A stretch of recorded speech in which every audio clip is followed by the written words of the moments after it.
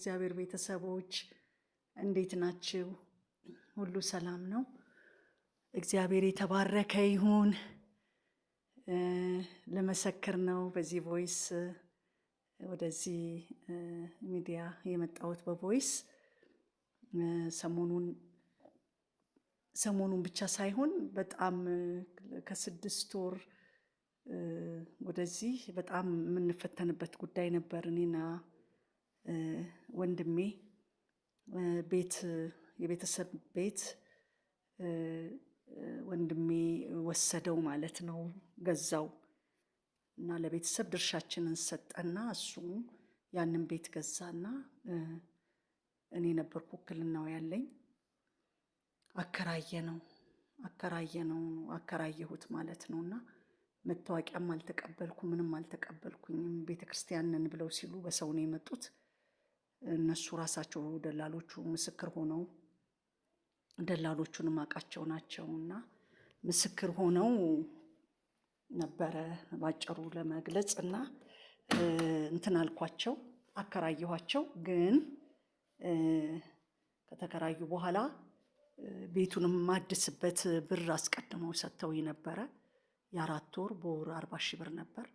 እሱን እንዳለ ቤቱን አሳደስኩበትና ትንሽ ክርክር ስለነበረበት የቤተሰብ እንትን ተዘግቶ ነበር የከረመውና ትንሽ ቀለሙ ምኑ ተበልሻሽቶ ነበር። ያንን ካደስኩ በኋላ 1 ወር ከዛ በኋላ ከገባ በኋላ ማለት ነው። ከፈሉ። ቸርች ነው ብለው ነበር እና በማጭበርበር የሌላ ሰው ቤተክርስቲያን ስም በዛ ስም መሰረት ውል ተዋውለን አንዱ ተወካይ እንደሆነ ነግሮኝ ነበር የገቡት። ወንበርም አድርገዋል። ትንሽ እንደ ፖልፒትም ከጓሮ በድብቅ ነው። ከጓሮ ትንሽ 1-2 ክፍል ያለው ቤት ነበር። እሱን እንደ አዳራሽ ጨመር አድርገው መስራት የ16 ቆርቆሮ ከፊት 8 ከኋላ 8 ከዛ እኛ በፊት ከነበረው ክፍል ሰርቪስ ጋር አብረው ቀጥለው ሰርተው አዳራሽ ውስጡን አድርገውት እዛ ላይ ነበረ እናገለግላለን ብለው ያሉት። ከዛ በኋላ ወንበር ምናምን ያስገቡት ትልቁ ቤት። እዛ በኋላ ብር አልከፈሉንም እና 1 ወር መጣ፣ የለም 2ኛ ወር መጣ። ስንጠይቃቸው ቆይ ትንሽ ታገሱን፣ መንፈሳዊ አይደላችሁም ወይ? ልክ መንፈሳዊ እንደሆኑ በመምሰል መንፈሳዊ እናድርገው ነገሩን እንጂ ለምን ታስጨንቁናላችሁ? እንከፍላለን እኛ የእናንተን ብር አንክድም በሚል 2ኛ ወር አለፈ፣ 3ኛ ወር አለፈ። አሁንም ያው ነው መልሳቸው እና መታወቂያችሁን አልሰጣችሁን፣ ከየትም እንደመጣችሁ አይታወቅም እና አዋሳ ህይወት ብርሃን የሱ ቅርንጫፍ ነን ያሉት። ግን የአዋሳዎቹን ከዛ በኋላ መደወልና መጠየቅ ነበረብንና ጎግል ላይ ገብተን እነሱን ጠየቅን። ፈጽሞ እንዲህ አይነት አናውቅም ነው ያሉት። ያው በማጭበርበር እንደሆነ ነገሩ ተነቃ፣ ተደረሰ። 3ኛ ወር ውስጥ ጀምሮ በቃ ክርክር ጀመርን ከነሱ ጋር። ከዛ በኋላ ያው እግዚአብሔርን ያው አልፈሩም። ከባድ ነው በእነሱ የምናየው ነገር የነበረው። ቅንነታችን በጣም በጣም በጣም ጎርቶናልና ምን አይነት ዘመን ከባድ ዘመን ላይ እንዳለን ነው የሚታየው። አንዱን ፓስተር ነው፣ ቀኑ ሙሉ ይውላል ቢሮ ነገር፣ እዛው ወንበር ነገር አቅርቦ እና በሩን ሙሉ ሰብሮታል። ሞተር እየገለበጠ ነው የሚገባው። ፍየል ያርዳሉ አሉ፣ እዛው ይላሉ። ዘበኛም በፊትም ነበረንና ያ ዘበኛ ነው በዛው የቀጠለው። እሱም ይነግረናል በየዕለቱ ያለውን ነገር። ስንሄድ አናገኛቸውም አሉ ሲለን ስንሄድ አናገኛቸው። በዚህ ሁኔታ ለብዙ እንግዲህ 4ኛ ወር ድረስ ጭንቀት ነበር ማለት ነው።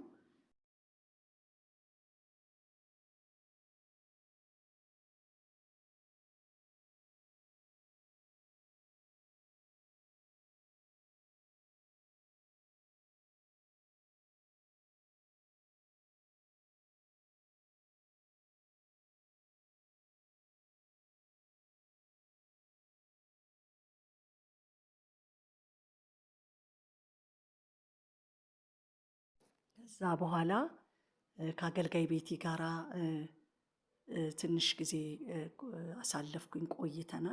ቆይቻለሁ። ላይክ ሳረጋት ምን ስላት በመጨረሻው ተገናኘን እና ላይቭ ላይ ገባለሁ፣ አገኛታለሁ። በዚህም በጠቃሚ ሴት ግሩፕ ላይ አስገባችኝ። ከዛ በቃ በጣም አገልግሎቷን አከብረዋለሁ፣ ወዳለሁኝ። በጣም ቅንና የፍቅር ሴት ናት። አሁን ግን በጣም ማነጋገር እንዳለብኝ ለሷ በግሏ በቃ ሜሴጅ ጻፍኩላት። እንዲህ አይነት ችግር ውስጥ እንዳለን ሰዎቹ ገንዘብ መክፈል እንዳልቻሉ በጸሎት ሻግዥን ወደ ጠበቃ መሄድ ስላለብን ጠበቃም እንድትፈልጊልን የሚል ነበረ።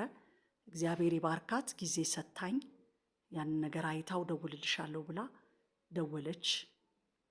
ጊዜ ሰታኝ አብረን ጸለይን እና እስቲ ለእግዚአብሔር ቅድሚያ እንስጠው አለች። የሚገርመው እሱም አንድ 15 ቀን ታገሱኝ የሚል ነገር ነበር። እኛ ግን የእሱን አይደለም ምንድን ነው የምናደርገው፣ በቃ እሱንም እኛ አንጠብቅም፣ ወደ ክሱ እንሄዳለን የሚለው ግን እኔ ለእግዚአብሔር ሴት ለቤቲ ለአገልጋይ ቤቲ ልናገር ውስጤ ሞልቶ ነበርና በጣም ጸለየችልኝ። ነገርኳት፣ ጸለየችልን። ከዛ በፊትም ነግሬያታለሁ፣ የጸለየች ነበር በግሏ። ደግሞም ደውዬልሽ በግልሽ ጸልያለሁ ብላኝ ነበር። ከዛ እንደ ድንገት ደውላ እኔ ያላየሁትም ነበር። ከትንሽ ደቂቃ በኋላ ስደውልላት አነሳችልኝ። እግዚአብሔር ዘመኗን ይባርከው። በጣም ጸለየች እና ተበራርከን በቃ እግዚአብሔር ታሪክን እንደሚገለብጥ፣ ታሪክ እንደሚሰራ፣ አዋጅን እንደሚገለብጥ ነበረ የፈርዖን ልብ ያደነደንኩት እኔ ነኝ እና እግዚአብሔር ግን እንደሚመጣ በቃ ይህንን ነበረ እግዚአብሔር ሲናገር በሷ በኩል የነበረው ያ ነገር። በቃ አሁን ዛሬ አሁን በቃ ይሄ ነገር ይሆናል፣ አዋጅ ተገልብጧል፣ ይለቃሉ የሚል ነበርና እኛም በመልቀቁ ላይ ነው። ስለ ገንዘቡ እንደውም አልጸለይን፣ ይልቀቁ ነው መጀመሪያም ሀሳባችን፣ ይልቀቁ በሚለው ነበረ። እሷ ጋር አብረን በጸለይን በማግስቱ ዕቃቸውን ይዘው ወጡ የሚል ወሬ ሰማሁ እና ሽማግሌ በመሃል ገብቶ ነበረ እና ከኛ ቤተሰብ የሆነ ከዛ ሲያነጋግረው እንደውም ዛሬ እኮ ዕቃዬን ፓክድ እያረኩ ነው፣ ደግሞ ክፍያውን ጊዜ ስጡኝና ልክፈል እያለ ዕቃውን ዛሬ ፓክድ እያረገ ነው አለ። በማግስቱ ዘበኞቹ ደወለልንና ዕቃውን ይዞ ወጥቷል የሚል ነገር ሰማን። እንዴት ብር ሳይከፍል ብለን ትንሽ እንትናልን። ግን ከአገልጋይ ቤቲ ጋር ልካ የጸለይነውም እንዲወጣ ነው። እኛም በፊት የነበረን ጭንቀት እንዲወጣ ነው። ከወጣ በኋላ ደግሞ ገንዘቡ ላይ ነበር ያተኮርነውና ጠላት ማስተዋሌን ሊሰርቅ ፈለገ። ከዛ የእግዚአብሔር ሴት ቤትዬ እንደዚህ ሆኗል፣ አንድ ላይ ጠቅልዬ ልመስክር ብዬ ነው ስላት ወደ ማስተዋል ነው የመለሰችኝ። እንደዚህ ይውጡ አልነበር ወይ ጸሎታችን የመጀመሪያው? ከዛ በቃ እና ልልልል አለች። በቃ አሜዚንግ ዋው ብላ በቃ እግዚአብሔርን አመሰገነች። እኔ ምልልቷን ተቀብዬ ልላልኩኝ ታክሲ ላይ ነበርኩኝና መሰክራለሁ በቃ እና ይሄ ነበር እኮ ጸሎታችን ትዝ ይልሻል አለችኝና በቃ እግዚአብሔር ይሄንን ስራ ሰርቷል፣ እልል በሉልኝ፣ አመስግኑልኝ። በጣም ተጨንቄ ነበር፣ ምክንያቱም ውክልናውን እኔ ስለወሰድኩኝ እኔ ጋር ነበር ነገሩ ያተኮረው። ምክንያቱም የወንድሜ ቤት ነው የራሴ ቤት አይደለም። በቃ ተጨንቄ ነበረ። እኔ ነኝ ያከራየኋቸው። ወንድሜ በማያውቅበት ነገር ተሰቃየ። ውጪ ካናዳ ነው ያለው። እንዴት እንደምናደርግ በጣም ጨንቆን ነበር። ወሬያችን በአጠቃላይ ጸሎታችን ይሄ ብቻ ነበረ እና ለአገልጋይ ቤቲ ይህንን ነገር ከነገርኳት ሰዓት ጀምሮ ለብዙ አገልጋዮች ተነግሯቸው ጸልየዋል፣ ግን ምንም መልስ አልነበረም። ከአገልጋይ ቤቲ ጋር ግን የጸለይኩ ቀን በማግስቱ ነው ይሄ ነገር የሆነው እና በእውነት የእግዚአብሔር ሴት ናት። ለእግዚአብሔር ያላት ትልቅ ነገር በጣም ነው የምደነቀው።